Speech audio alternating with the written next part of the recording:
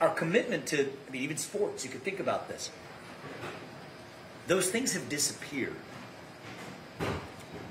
And that leaves a black hole in our heart. And when you have a vacuum in your heart that runs really deep, that's when the poison fills the void. It almost doesn't matter what the poison is, actually. We obsess, as conservatives, we obsess over that, I think, a little too much. I have obsessed over that a little too much. My first book was Woke Inc., and I'm proud of what I wrote in that book, but I've moved and evolved a little bit since then. Wokeism, transgenderism, climatism, COVIDism. But then, take out the politics or the division of it, we also see depression, anxiety, fentanyl, suicide. I've had mental health affect extended family members and friends too at the same time. So do we think it's a coincidence that we see the rise of these poisons and these mental health epidemic, but also at the same time we're bickering over this? No, they're all symptoms of a deeper void of purpose and meaning right now. And I think half the job of the next president isn't just the policies. And we'll stand by the policies, and you guys can see me on the podcast and everything else. I've gone deep, lay out all the detailed policies. But half the job is to fill that vacuum with our national character, who we are as Americans. I've been trying to do that in this race as much as I can. Some of our bigger events, sometimes we've had protesters. My rule is, to your point about listening, it's not always easy, but it's happened about 4 or 5 times in this race. Every time I'll call them in, I'll give them the mic. They get to speak. But my rule is this: as long as they sit down and they hear what everybody else has to say too. And there's been some good things that have come out of that, actually. It's not always exact. Doesn't mean everyone agrees at the end, but it's not exactly what you thought at the time you began that as well. So we have to practice what we preach a little bit. And I'm sick and tired of a Republican Party that has gotten so lazy that we will criticize the other side for their vision. Race, gender, sexuality, climate. But without offering our own vision about what we actually stand for. Individual, family, nation, God. That beats race, gender, sexuality, and climate if we have the courage to stand for something. And that's what pulled me into this race. You guys saw that. We all saw that red wave that never came. Why? It's not because of abortion. That's what they'll tell you. Nope. It's not because of Trump. It's not what they'll tell you. By the way, abortion, I think we should not compromise. I don't know where you guys are at of this. We will not compromise for our pro-life principles. We'll stand for life more affirmatively, but actually talk about more sexual responsibility for men. I, as a man, favor putting in the law any woman who brings a child to term. She, at her option, can make the man the principal party financially responsible for raising it if it's confirmed with the genetic paternity test. So anyway, that's a side point. But I don't think those are the issues that are losing us the election. It's because we don't stand for our own values. We can't just be against what the other side puts up. We have to stand for what it means to be an American. And so, anyway, that's what pulled me into this. I think once we do that, a lot of that division, I think, will begin to melt away. But I think it's going to take, a real change in our pace. And I'm biased, but I think somebody from the outside and with fresh legs coming from the next generation to do this. That's what you need to do. Keep talking. I've got 3 daughters your age. 2 of them didn't even vote last time. And they're going to go to caucuses this time. And that's what I'm saying. Just keep talking. Tell them I appreciate that. Yeah, I will. You have my commitment. We're not going to stop till we get this done. Everything's wide open, but keep talking. Thank you. I appreciate that.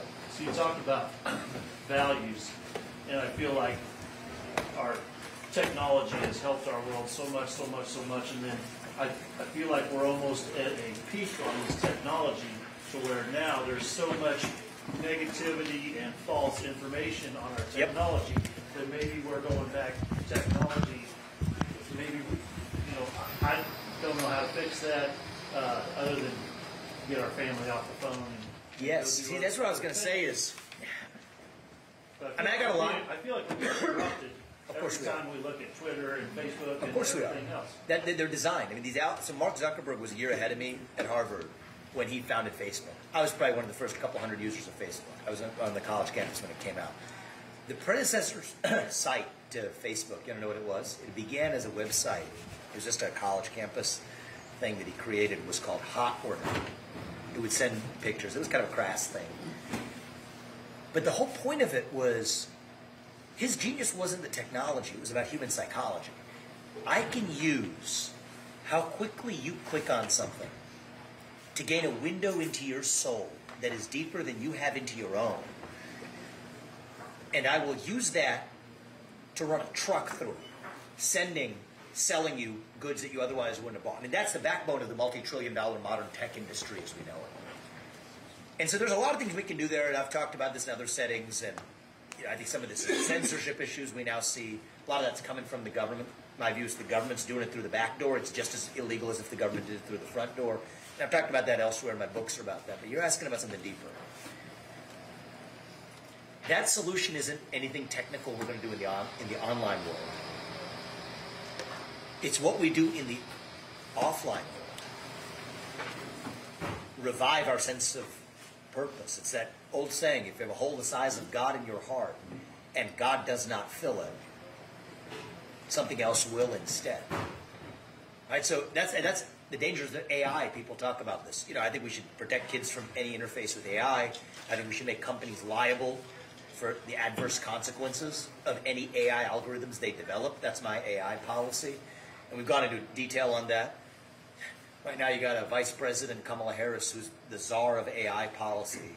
She quite literally cannot spell AI if I had to bet. But there's the technical solutions, and you got to know those. The people in charge right now don't. But the best immunity against the dangers of AI is actually reviving our faith in this country. Then you're not going to bend the knee. I mean, it's like when the Israelites escaped from the Pharaoh, the book of Exodus. They're lost in the wilderness, yet to find the promised land. What do they say? I want to go back and be ruled by the Pharaoh. And so half of this is, we're complaining about the Pharaoh, and that's my job to fix that at the top. But part of this is, what is it inside each of us that makes us want to bend the knee to what we're force-fed? And the solution to that isn't in the online world, it's in the offline world. And I think that, too, is part of the job of the next president, to stand for our national character, to stand for who we are. And I think that that's part of what pulls me into this. So we're doing a bunch of these small stops today. We've got a minute before we wrap? Okay. She's being nicer to me. She says two. She said two. He said one. I was going to say, you wear an aura, not an ego. There's an aura about you like a halo. And it's what we need is the change, man. The spirituality, like, this is new to me. Like, I'm almost 40, I'm St. Major's you. And, didn't know anything about the country. Like, I was giving up on this stuff, on politics because of what you said about how it's just dividing, like, people I graduated with. I'll, unfriend them on Facebook because I don't like who they believe in. And it's all garbage, It is all garbage, but we need someone like you about nature, bring nature back into her church and spirituality. And I drove over here, and I thought I was going to miss you. And it's like, because I have ADHD so bad, and my time slips away.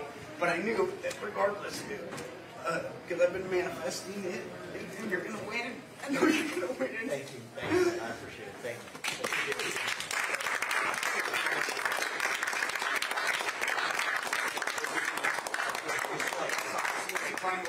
But just look, dude, I saw you in Sheraton a week ago, and people are like, and I talked to my dad, and he goes, how is he going to beat Trump? Because my dad has the biggest ego, too.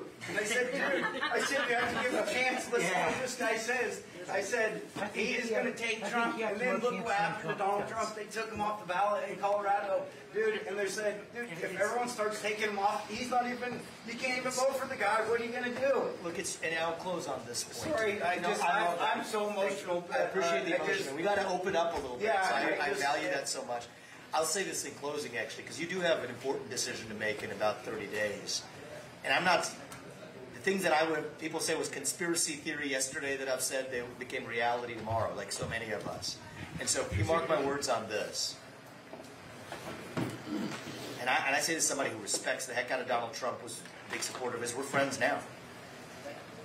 If you think they're going to let him get anywhere near that White House again, wake up. They've told you how it does. I mean, they're giving you the clues. And I think what you're seeing is just the beginning of what's going to happen in the next year. So put that to one side. But here's what I'll say. America First doesn't belong to one man. It doesn't belong to Trump, and it doesn't belong to me. It belongs to us, to we the people.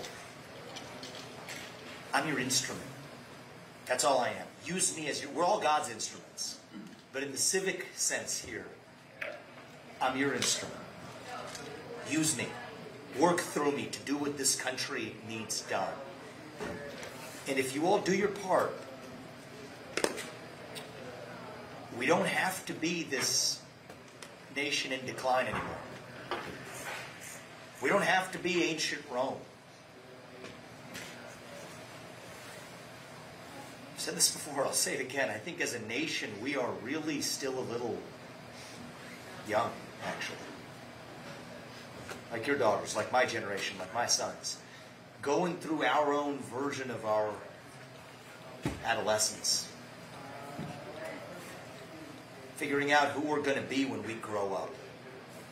And when you view it that way, then you say, okay, we're on our way up. Hey, we go through our adolescence, we do some stupid things. We have some bickering fights, and we stop listening. But we are stronger for it when we get to our adulthood on the other side.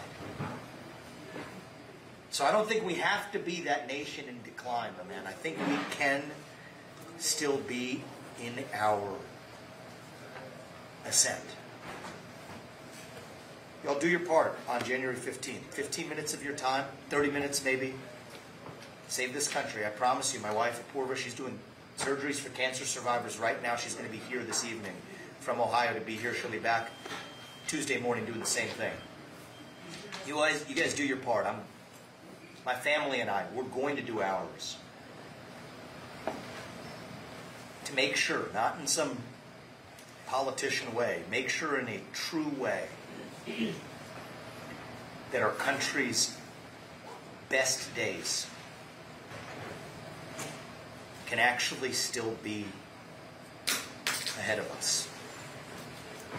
Spread the message to 100 people who weren't in this room today. That's all I'll ask you to do. It's the biggest donation, not of your money, but of your time. A lot of people couldn't be here in a day like today. You spread that message to them. If you fill out these cards and give them to my friend here, they'll tell you exactly where to go. I'm confident that we'll still look our kids in the eye and tell them you're going to get ahead with your own hard work and your own commitment and your own dedication. And that you're free to speak your mind at every step of the way, and maybe once in a while it'll be good to listen to. That's the American dream. That's what we're running to. And with your help, that's what we're going to revive to save our great country. Thank you, guys.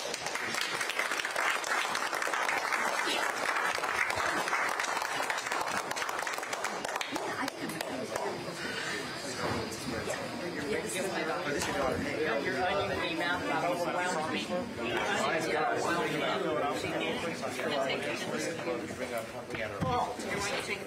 Sorry, everybody. Okay.